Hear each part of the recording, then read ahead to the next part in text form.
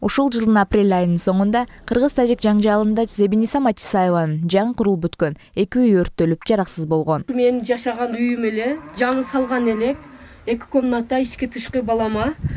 Баламды ушу 2020 жыл январнын ахырында февралда үйлөдүм эле. Үйлөп баламдын үйү ушул эле мына жаңы үйдү ушинтип тажиктер күйгүзүп, эшик терезелерин чыгарып алып, ичиде иштекесин калган эмес, бардыгын тоноп алып кетип, мантип бузуп, күйгүзүп таштаган. Болуп өткөн куралдуу кагылышууда айылдагы болгон 17 үй күйүп кеткен.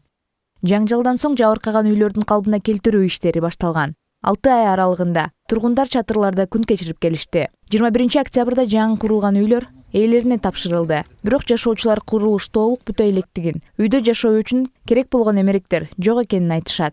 Күн суутуп, кыш мезгили жакындаган сайын бул маселе жашоочуларды тынчсыздандырып келет. Ondan тышкары үй эле биз үйдө эле жашай бербейт экенсиң да, манатип чет дубалдардын жок, баары жогубуз ачык. Ушуларды тосуп, ушуларга иштеш үчүн бизге акча керек. Бул үйдү толтуруш үчүн канча нерсе керек. Бул жакта бүтөлүк свет жок ал бизде. Ушул шартта кире бергиле деп койду, э? Кире бергиле, кирип жашай бер, өзүңөр тазалап албыл. Краска болун элек, эми биз кирип жашап атсак, краска болсо, красканын жытыга жаш балдар бар. Келиним көрөйт жакында, кантип биз буга кирип жашайбыз? Мисалы өзүм деле жытыга чыдай албайм красканы. Толук калып бүтүп, эми болсо анан кийин кирип жашасак болот да. Могу турбанын кирген жерлери, тешиктери көрдүм комшулардыкыда нормально болуп бүтөргөн. А биздики ушинтип турса биз шуга киребизби? Краска жок, свет жагынан жок. Андыктан кенемте маселени эртерээк чечип берүүнү жергиликтүү бийликтен суранышат. Электроэнергиясы боюнча биз бүгүн тапшырма бердик начальнигине. Бүгүн айыл өкмөтү менен да сүйлөшүп отурабыз. Эртең бул жерде казуу иштери башталат. 2 күндүн ичинде 10 столба жаңы столбаны коюп, жана 7-8 столбаны жылдырып, жакындатып берип кетишет. Үйдүн краскасы боюнча бул печка коюлгандан кийин гана краска болот экен. Ошондуктан печкалар бүгүн келди.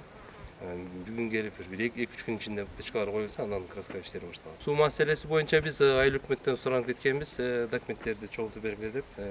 Документтерин беришсе, биз ойлойбуз, тез аранын ичинде караштырып беребиз. Бул жерге бир чегарачыларга бир үй куруп берилбедиби? Бул жерде го безопасность бар экен, бираз болсо да. Азыр мына достук айылы дагы суранып кеткен, бизге безопасностьты карап бергиле, суубузду карап бергиле, ошо 2 үйдүн заборун тосуп бергиле деп суранган, биз ал жагын карап чыгып азыр.